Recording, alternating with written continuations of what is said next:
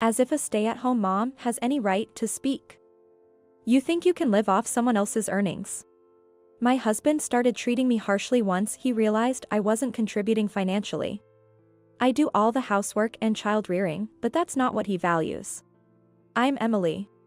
I'm currently unemployed to take care of our 1-year-old son. In other words, I'm a housewife. Originally, I was a nurse. After graduating from college, I started working at my father's hospital under the same conditions as other new graduates. It was a demanding job but fulfilling. Receiving gratitude from patients was always a joy.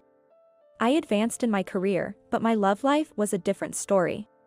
I had a major gynecological illness in my early 20s, making it difficult for me to have children. Plus, men shied away once they learned my father was the hospital director. I had given up on marriage, was past 30, and was working even harder when I met Jason. He was a mid-career hire as an office worker. We got acquainted at a work welcome party, went on a few dates, and he asked me out.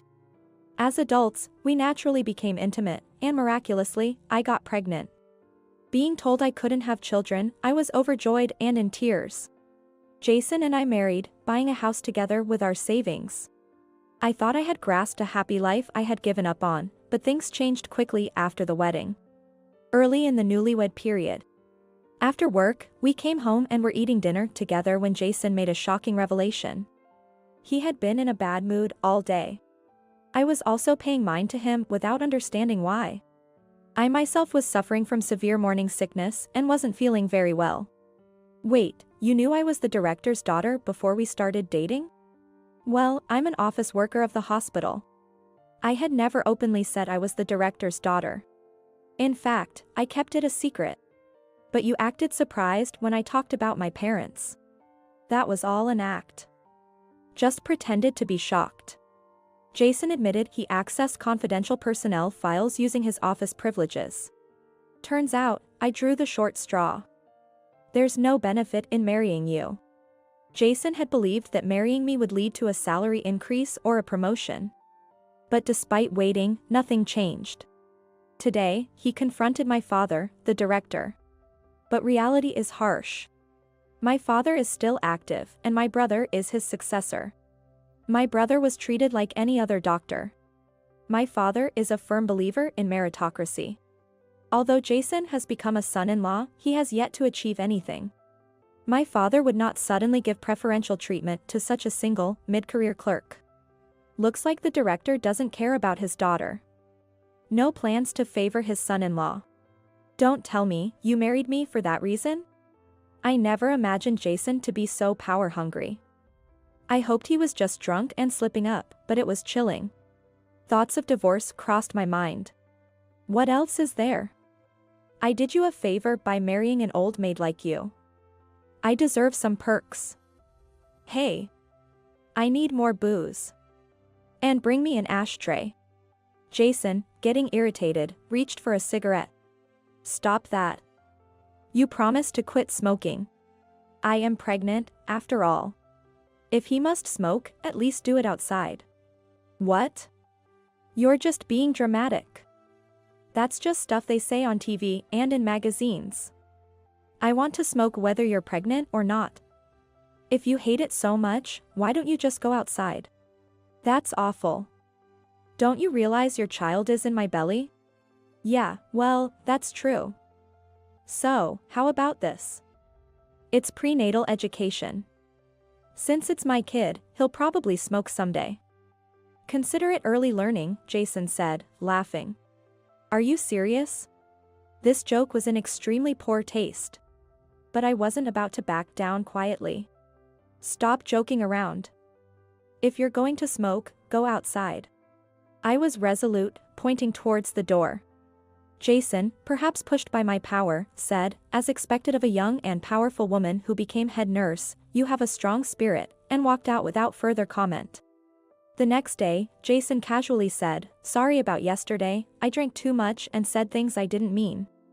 I'll forgive you this time, but please, quit smoking.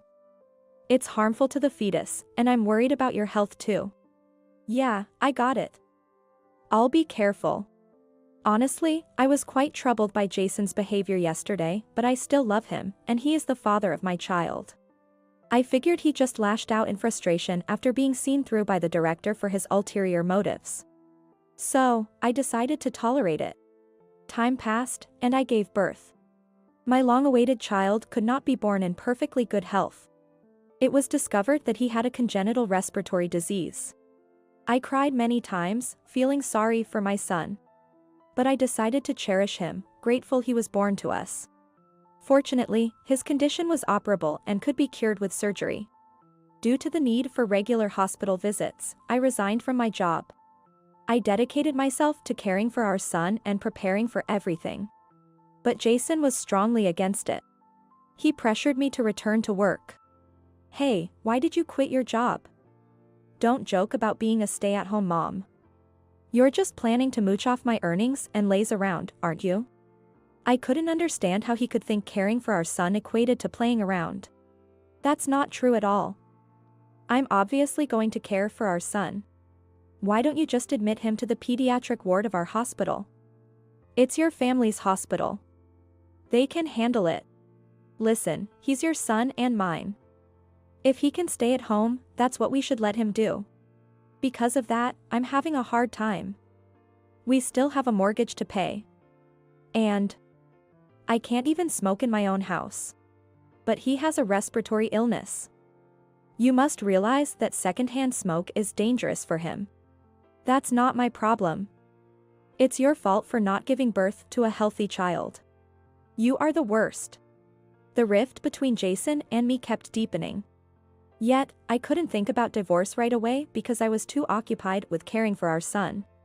My love for Jason had completely vanished, but I didn't want to expend energy on unnecessary matters. Then, one early Sunday morning, my son threw a fit, and I rushed him to the emergency department of my father's hospital. By the time we returned home, it was already evening. Exhausted from crying, my son had fallen asleep in the car. As I quietly entered the house, trying not to wake him, I found Jason asleep in the living room. Apparently, he had passed out from drinking. It reeks of cigarettes. There were several empty cans of beer and hard seltzer around. He might have been drinking alone in the living room, taking advantage of our absence. I immediately took my son to the bedroom. I activated the air purifier to full power and made sure he was sleeping soundly. I can't allow that to happen. I was so angry. Jason only thought about himself. This time, my patience had completely run out. As I approached to wake him up, I noticed, the cigarettes still lit. A cigarette that was still burning had fallen from the ashtray onto some nearby tissues and started a fire. Dangerous. I instinctively opened my son's water bottle. It was more than half full. I doused the flames with the water inside. The fire hadn't spread far, so it was quickly extinguished. One wrong step and it could have been a disaster. I poured the remaining water all over Jason, who was still snoring loudly. Wetting the table and carpet didn't matter anymore, as cleaning up would be just a bit more work. What the heck? That's cold. What are you doing? Jason jolted awake. It took him a moment to grasp the situation, but seeing me with the water bottle, he realized he'd been woken up with water. Don't mess with me. Who do you think you are, a stay-at-home mom living off my earnings? His anger flared up like a rapid boil kettle. Silently, I pointed to the ashtray. What? What's that? Oh, was it about to catch fire? Well, everyone makes mistakes, right? You put it out, so it's fine. Jason never apologizes. Let's get a divorce. I had made my decision. This man was no good. Hey, stop joking. This is such an overreaction. You're a stay-at-home mom, right? If I don't earn, we can't live, can we? Jason started to panic, but he still didn't get it. Look, just because I'm a stay-at-home mom, which you love to point out, doesn't mean I can't work. I'm a nurse. I could go back anytime, but I choose not to for our son's sake. You don't help with our son's care, in fact, you're more harmful than helpful. Who needs a man like that? Our son's illness is not an overreaction. It's about our son's life. It was just a break, smoking a cigarette. You don't have to be so harsh about it. Jason still refused to admit his faults, grumbling on. You're usually much harsher. If your logic about stay-at-home moms holds, who do you think enables you to go to work? You never did any housework, even when I was working. I'm handling all the caregiving and housework alone. You just go to work, which must be so much easier for you. Oh right, you're just an office worker. I always earned more than you. That's why you hated me becoming a stay-at-home mom, right? Because it meant less money to spend. As I laid it all out, Jason was taken aback. Also, you keep saying you're the house owner. Our house is jointly owned, remember? I'm a homeowner too. I have just as much right to have a say as you do. For now, I can't even stand to look at you, so can you leave for today? I defeated Jason in the argument and kicked him out. And so, we got divorced. A nurse colleague of mine, who had been divorced, always told me, when you divorce, make sure to get a lump sum for alimony and child support. Remembering her words, I sold the house. It was originally bought with both mine and Jason's savings, but I no longer wanted to live there. I decided it was better to convert it into money, taking back my share of the savings we used for the house purchase, along with the alimony and child support, all in one go. Cutting ties completely was truly for the best. Jason apparently planned to stay at his current job even after our divorce. He had quite the nerve. But he became the subject of gossip, so he was irritated, and one day, he smoked in a non-smoking area. Then, the fire alarm went off. Fire trucks were dispatched, and the police arrived, making it a matter for the newspapers. Jason found himself unable to stay at his job and had to resign voluntarily. According to information from my in-laws, there was nowhere willing to hire a troublemaker like Jason. Jobless and without money for cigarettes, he was forced into an involuntary state of quitting smoking. He's apparently suffering from nicotine withdrawal symptoms. Though I divorced Jason, I maintained a reasonably good relationship with my in-laws. That's because, compared to Jason, they were normal and sensible people. I couldn't understand how they could have a son like him. During the divorce, my in-laws listened to both Jason's and my side of the story, concluded Jason was at fault, and apologized to me and my family. Afterwards, considering their son's actions, they decided not to provide any assistance to him, deeming it his own doing. Jason, having expected help from his parents, was left struggling in poverty. Serves him right. My in-laws continue to adore their grandson, sending gifts for his birthday and other occasions. I occasionally visit them and stay in touch through messages. Recently, my son had surgery, which was successfully completed. When he woke up from the anesthesia and faintly smiled, I felt a profound sense of happiness. I was able to protect his precious life. His recovery is going well, which is a huge relief. I've decided to return to work once my son fully recovers. This experience has renewed my appreciation for the nobility of saving lives.